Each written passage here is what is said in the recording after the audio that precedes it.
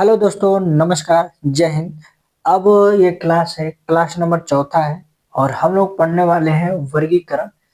क्योंकि हम लोग इससे पहले पढ़ चुके हैं लक्षण वर्णन, पहचान, उसके बाद नामकरण। अब उसके बाद जो चौथा है वो क्या है? वर्गीकरण। वर्गीकरण को इंग्लिश में क्या बोलते हैं? क्लासिफिकेशन। तो हम लोग पढ़ने वाले हैं। यह एकल चरण प्रक्रिया नहीं है। एकल चरण प्रक्रिया नहीं है, इसका मतलब कि यह कई चरण में यह विभाजित है। कई चरणों वाली यह प्रक्रिया है। अतः वर्गीकरण में वर्गीकीय समवर्ग का उपयोग किया जाता है। वर्गीकीय समवर्ग हम जैसे बताए थे कि आपको कि वर्गीकीय स्टेप बाय स्टेप एक एक से अलग करके पार्ट को, मतलब एक एक अलग जाति होगी, एक अलग जाति होगी, एक अलग जाति होगी, उसको अलग करके उसको वर्गीकरण मतलब वर्गीकरण किया जाता है। तो वही है, अतः वर्गीकरण में वर्गीकीय समूह का उपयोग किया जाता है। अब देखते हैं हम लोग कि प्रत्येक स्तर या चरण को श्रेणी, रैंक, टैक्सोन में भी कह सकते हैं। जैसे कि आप देख सकते हो, ये है स्टेप। कितने स्टेप है? एक, दो, तीन, चार, पाँच, छ, सात। सात स्टेप है। मान लीजिए किसी भी कुत्ते हो गए या बिल्ली हो गई, अब उसकी जो कैटेगरी नापनी है, मतलब वो कई कैटेगरी में वो विभाजित है, वर्गीकरण है, तो आप देख सकते हो। पहले उसका क्या आएगा? जाति आएगा। फिर उसका आएगा वंश आएगा। फिर उसके बाद आएगा कुल। फिर उसके बाद आएगा गण। उसके बाद आएगा वर्ग। उसके बाद फाइलम। उसके बाद किंगडम। इंग्लिश में क्या बोलते हैं इसको? Species, genus, family, order, class, phylum, kingdom. ये सात स्टेप से गुजरना पड़ता है। ये सात श्रेणी श्रेणी का है, तो ये सात श्रेणी है। क्या श्रेणी में क्या आ जाएगा? श्रेणी का स्पीशीज में भी आ जाएगा, जीनस आ जाएगा, फैमिली आ जाएगा, ऑर्डर, क्लास, फाइलम, फिर किंगडम। उसी तरह रैंक आ जाएगा। रैंक भी सेवन हो जाएगा, श्रेणी भी सेवन है, टैक्सोन भी सेवन है। मतलब ये तीनों को तीनों बार, मतलब सात बार इसको विभाजित करते हैं। ये श्रेणी भी सात बार में आप कह सकते हो, रैंक को भी सात बार कह सकते हो, टैक्सोन को भी सात बार कह सकते हो।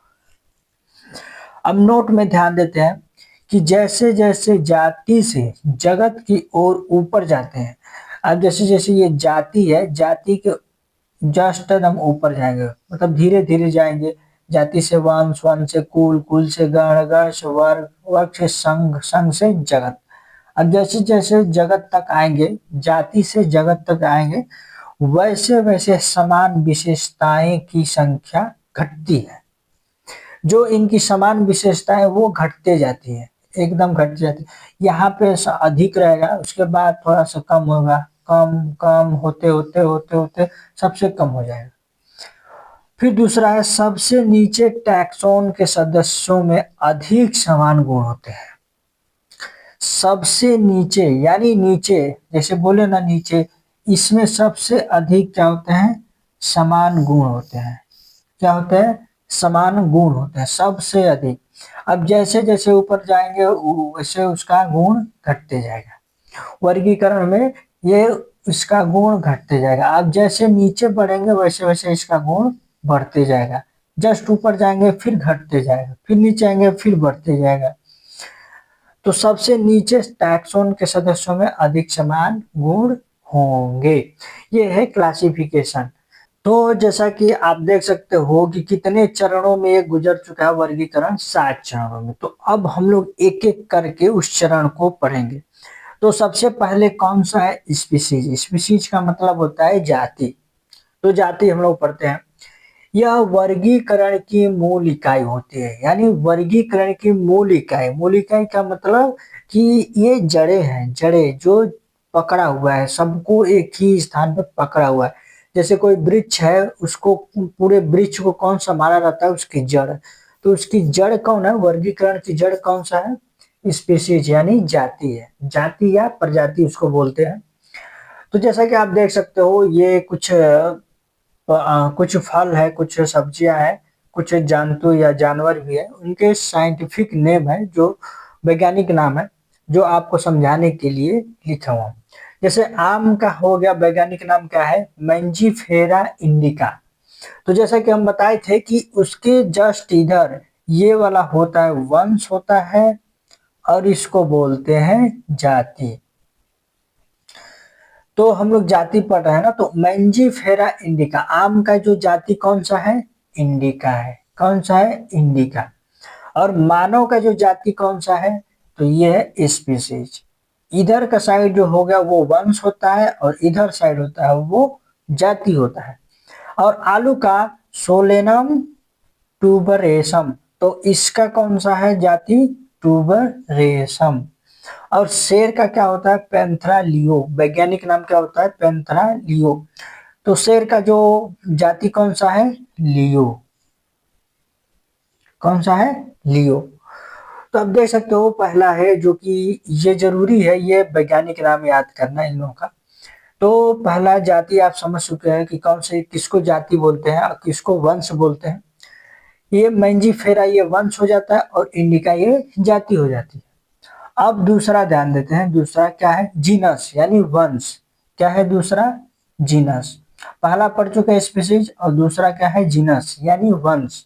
और वंश पे ध्यान देते हैं कि संबंधित जातियों का समूह ही वंश कहलाता है। जो संबंधित जातियां हैं, जो उनको ग्रुप में मतलब एक ही मतलब 8-10 जीव रहेंगे, उनके जो संबंधित यानी सबको जोड़ के रखता है, उसी को हम क्या बोलते हैं? वंश बोलते हैं। जैसे आप देख सकते हो ये जो है ये जंतु है, ये जो जंतु है। और इधर हो गया आलू, बैगन, जामुन, ये हो गया पादप। तो आप जैसे देख सकते हो शेर का क्या है? पैंथरा लियो। पैंथरा लियो में इसमें कौन सा वंश है? वंश कौन सा है? तो ये है।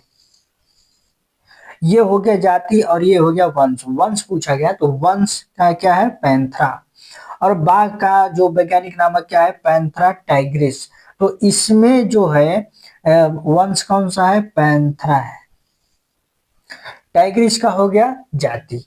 तो अब चीता का देखते हैं, पैंथरा पैराडस। तो पैराडस हो गया क्या? पैराडस है इसकी जाति। तो पूछा क्या है? वंश। तो चीता का क्या है वंश? पैंथरा। आप एक चीज इसमें ध्यान दीजिए कि तीनों सेम है, पैंथरा पैंथरा पैंथरा। जीवों में क्या है? पैंथरा आया, एक ही वंश आया पैंथरा सबका। और यहाँ पे देखिए पादप में क्या है? ये आलू का वैज्ञानिक नाम क्या है? सोलेनम ट्यूबरेसम। तो इसमें कौन सा वंश है? तो वंश है सोलेनम। अब दूसरा ध्यान दीजिए, दूसरा कौन सा है? बैगन। तो बैगन का कौन सा है वंश? सोलेनम। और जाति आप देख सकते हो क्या है? मेलोंगेना। क्या है? मेलोंगेना। और ये तीसरा क्या है? जामुन का साइंटिफिक नेम यानी वैज्ञानिक नाम सोलेनम नाइगरम।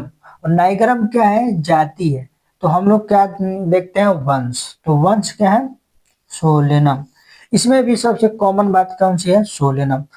ताकि तो हम ये इसलिए दर्शाना चाहते हैं कि इसमें पैंथरा पैंथरा तीनों में समान वही वंश आया। अब पादपों में भी वही सोलेनम सोलेनम सोलेनम वही पादप मतलब वही वंश आया। तो इसका मतलब ये होता है कि संबंधित जातियों का जो समूह होता है उसे ही वंश बोलते हैं। संबंधित जातियों का जो समूह होता है उसे क्या बोलते हैं? वंश बोलते हैं। तो ये इम्पोर्टेंट है, ये जो वैज्ञानिक नाम है इसे याद करना बहुत जरूरी है और एनसीईआरटी में सब दिया हुआ है।